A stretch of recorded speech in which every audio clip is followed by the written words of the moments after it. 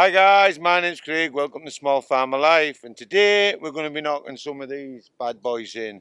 Now these are 8 foot, just standard stock fence and posts. Now all they are is basically a 3 to 4 inch post that is just a tree with the bark took off it. There's nothing special about them, they're not standardised, so they're not machine rounded, they're just been debarked.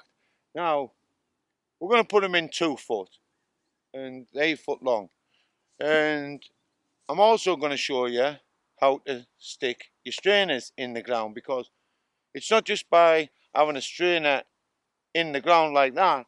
You're going to need to put other strengtheners on the actual strainer, so when you pull the wire it doesn't pull the post over, because that's what will happen. And you need to do some other work under the ground on the post, and I'll show you how to do that also. But you can't just put the post for the strainers straight in the ground. Now you can do H strainers, which basically are 2 posts like that, one there, one about 2 meters away, and then you put a beam across the top, and then you put wire from the top of one to the top of the bottom, and then you just turn it in the middle so it makes it really tight. But I don't need to do that.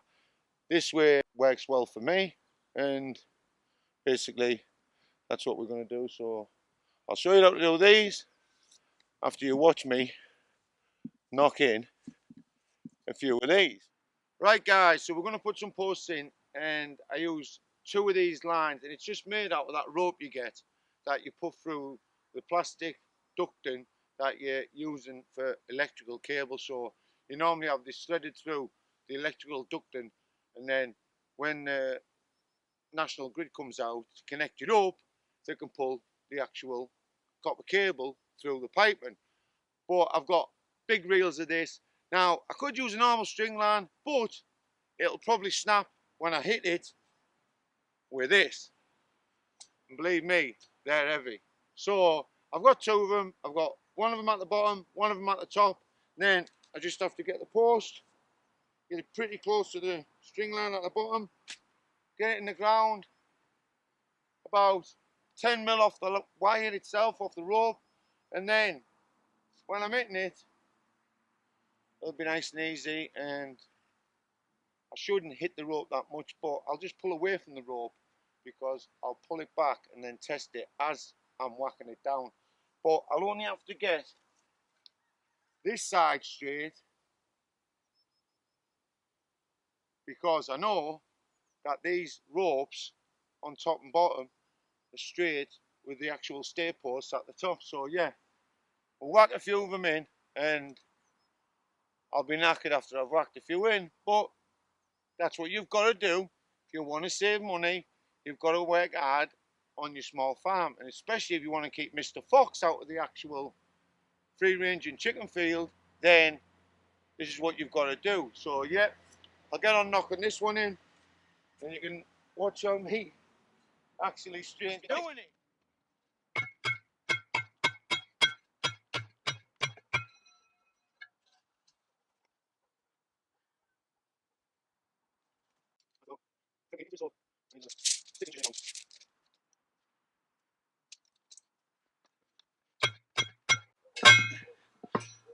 Now, before, when I was swinging this down, I lifted it up above the post.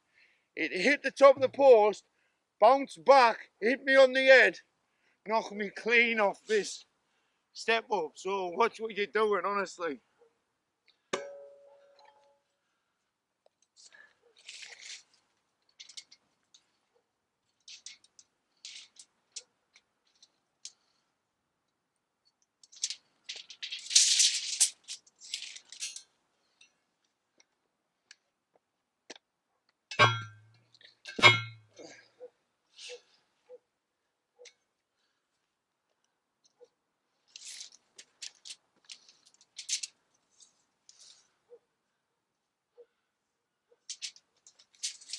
That's right for that one.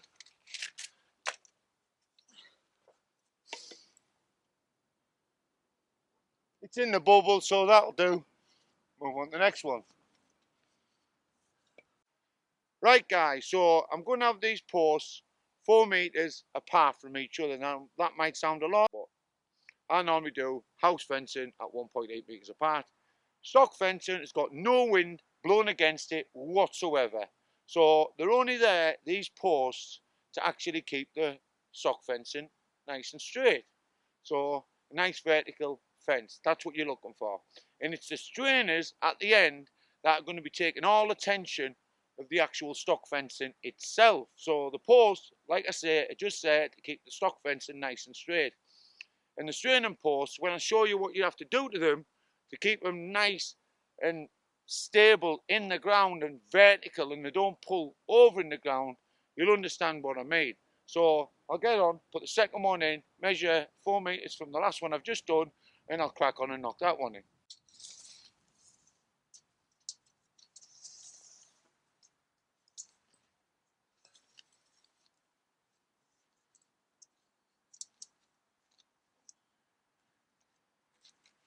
Now this one is a lot bigger at the bottom, so you've got to look at that because it's thinner at the top than it is at the bottom.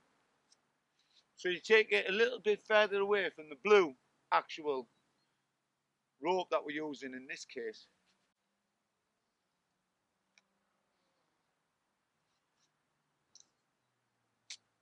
Now that was too close to the rope.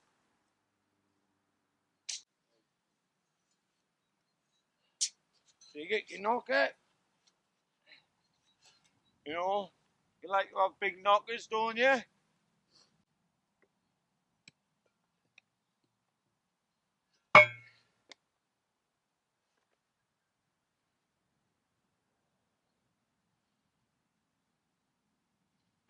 Now that's a little bit too far away from the actual bottom rope.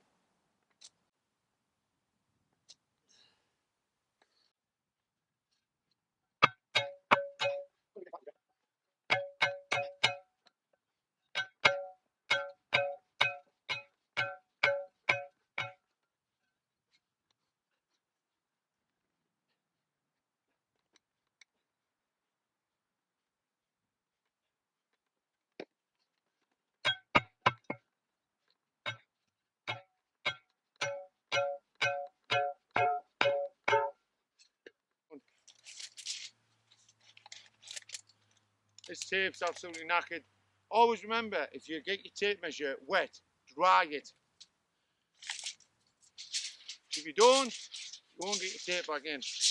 Now I know it's nice to have a big one, but just dry it before you put it back in. You know what I'm talking about, guys. And then it'll go back in. Now, check with the spirit level. It's in the bubble, and that's all you need. Now to set up a strainer so you know how it's done, and then your strainers will be nice and strong and they won't go anywhere when you actually start straining the actual stock fencing you're going to use, whether it's 3 foot, 4 foot, 6 foot or 8 foot. It'll all be nice and tight. That's what you want. I'm going to crack on with the rest now. Right, so first I put the stair post into the ground, and I'm going to show you what I did before I put the stair post into the ground, and I'll show you that on this stair post here, and I'll show you where you would need to put the timbers so you've got more strength when you're pulling the actual stock fencing. But first of all, I'm going to cut the bottom of this just stake, what we're using to keep the actual stock fencing vertical. I'm going to cut a V in the bottom of it, so I'll show you why you do that. I'll show you me cutting a V in the actual bottom itself.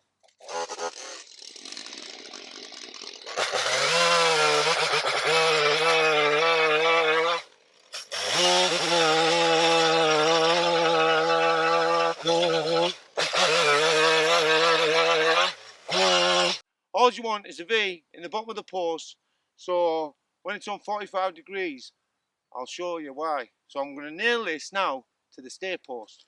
First, we'll nail the 45-degree post to the actual stair post, and because I've just sawn a V shape in the bottom of that, 45-degree post.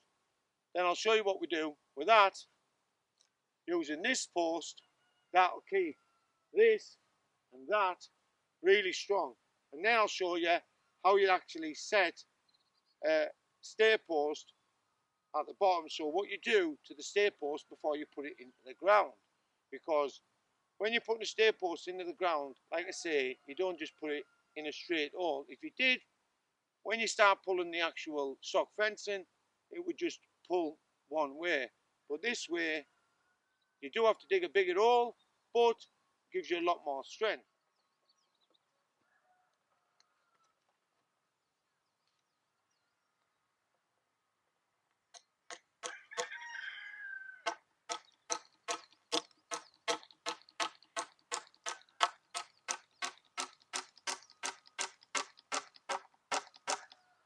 Now, I already cut some holes in the actual stair post, so when the post pushes up against the stair post, it won't just have the nail holding it on. So you've got to remember that also. Then you get this post and you put it in the actual hole, and you want to make sure you're in line with the post down there. Now I would normally use string for this, but I haven't got no string, so I'm just going to use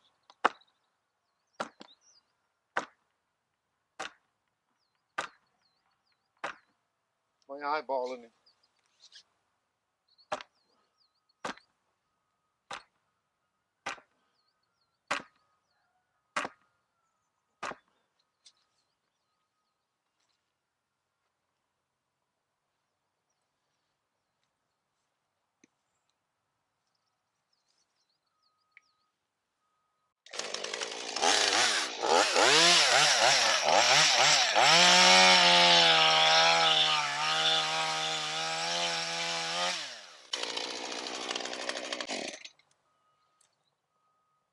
Then once you've cut the actual post off, you can use this for another side. So you can use it for this side, just cut a point on it, and then I'll pound that all the way home into the ground.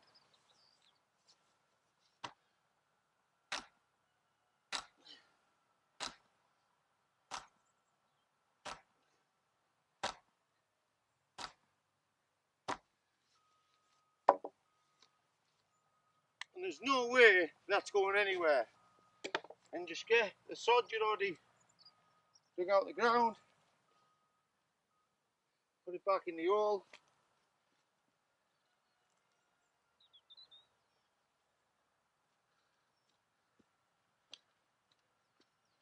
So you've got your stair post, you've got your 45-degree post, and you've got another smaller stake, which these are machine round, but a 3-inch machine round, and that goes into the V that you cut in the 45-degree angle post. And then when you do pull the actual stock fencing, trust me, that ain't going anywhere.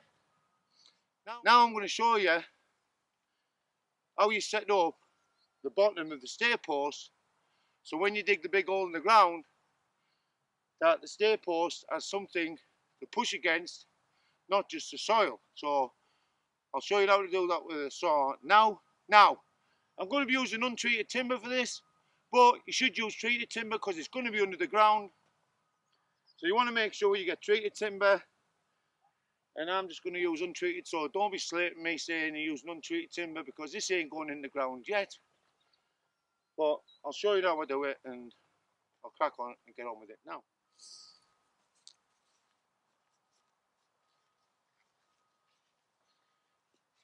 First of all, you want a couple of widths of this, about 2 foot across.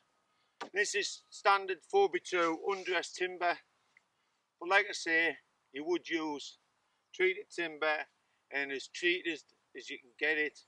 This is tannalized timber though, I know it's not, but just cutting into about 2 foot lengths.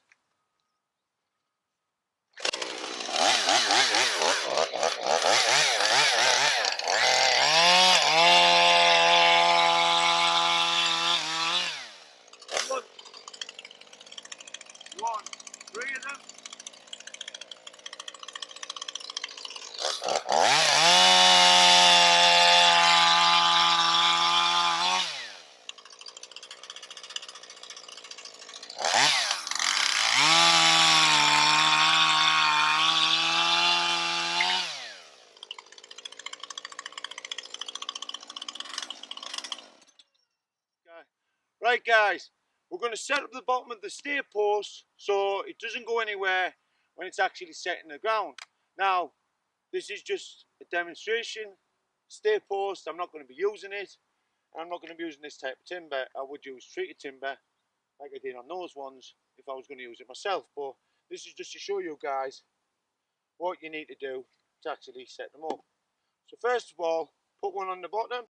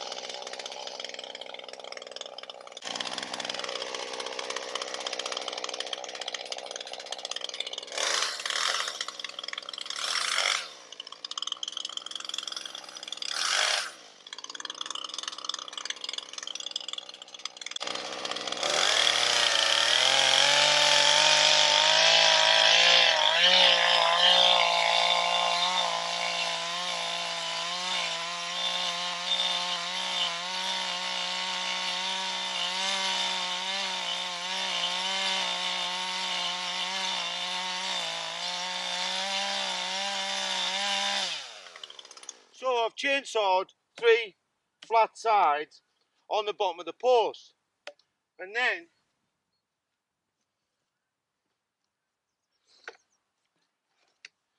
this was treated timber, remember?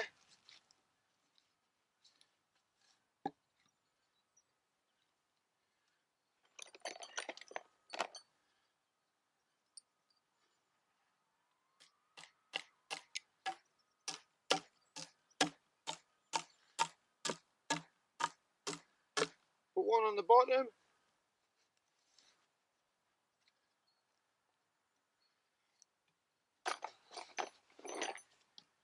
Put one on the front. And the reason you're doing this is, if I was going to pull the wire that way, then the bottom of the post has to push that against the bottom of the soil, and this will be pushing against the top of the soil. Now, if it's that far under the ground, trust me, it'll take a lot of effort to push this over. Now, especially with that 45-degree post helping it also. But I've put another one on this side because let's say I was also pulling wire up this way, then I would be pulling it this way and that way, so I'd have one underneath it in case I was going that way. So you could also put another one underneath the back of this. So you're putting these on, and the flat bits that I've sawn out with a chainsaw just help it. So technically, if this was going to be pulled over and it's that deep in the ground, it's got the force of this beam and the force of this pushing. So the top and the bottom have to push that and that over, plus the 45-degree angle post, and that is going to be hard versus just having a stair post in the ground that deep. Because I'll bet my bottom dollar, when you pull your stock fence and wire, if you want it really tight and taut, then it will pull the post. It will eventually slacken the post, and that's what you don't want. And if you pull too hard, it'll pull the post over. But like I say, if you're going on two angles and you're pulling your stock fence and wire on two angles, then you can put another one on the actual post. So you could pull that way, and then you could pull that way. So you can pull on two planes and they'll both be strong, but you'd also put another one of them on the opposite side down the bottom here. And trust me, that makes for a strong stair post. But when you're putting them in the ground, you've got to dig a bigger hole. Now, when you're putting the soil back in, you're obviously going to probably have clay by the time you get this deep into the ground. You need to put it in a couple of inches at a time, because if you don't put it in for a couple of inches at a time, you need to compact it down. And I literally used one of these to compact mine down, just the end of one of these, and I compacted it down. Now, when I compacted it down, I put about 3 inches of clay in, compacted it. Put another 3 inches in, compacted it. Another 3 inches, compacted it. Another 3 inches, compacted it. And then by the time I'd got the top, was I knackered? Of course I would. But I'm only going to be doing it once. So at the end of the day, do it right the first time and you won't have to do it again. And then, like I say, you've got the extra strength of the 45-degree post that we're putting in is basically straighteners and stock fence holders, because that's all they are. They're not taking any strain of the stock fencing. These things on the corner, the stair posts, are taking all the strain out of the actual wire, so we can pull really tight when it's done like this. And like I say, get them sealed up before they go in the ground, and they'll last for years, honestly. Right, so I'll show you the picture of me getting the soil out of the hole, and this was me when I was putting my stair posts in the ground. Now that's a good picture, isn't it? Me, with my backside hanging out the ground. Yep, well, I was tunnelling away there. I thought I was part of the Great Escape, you know, and I was going under the field. But anyway, guys, that's all you need to do to put the stock fence up when you're putting the posts in. And in the next video, I'll show you how to actually pull the stock fence in itself with a homemade stock fence puller and a come along. And till next time, guys, my name's Craig. You've been watching The Small Farmer Life. If you like the video, hit the like button. If you want to subscribe, it's your choice. And if you want to be notified of more upcoming farming videos, then hit the bell button. And until next time, guys, take care of yourself, and most of all, take care of the family. Bye for now. See ya.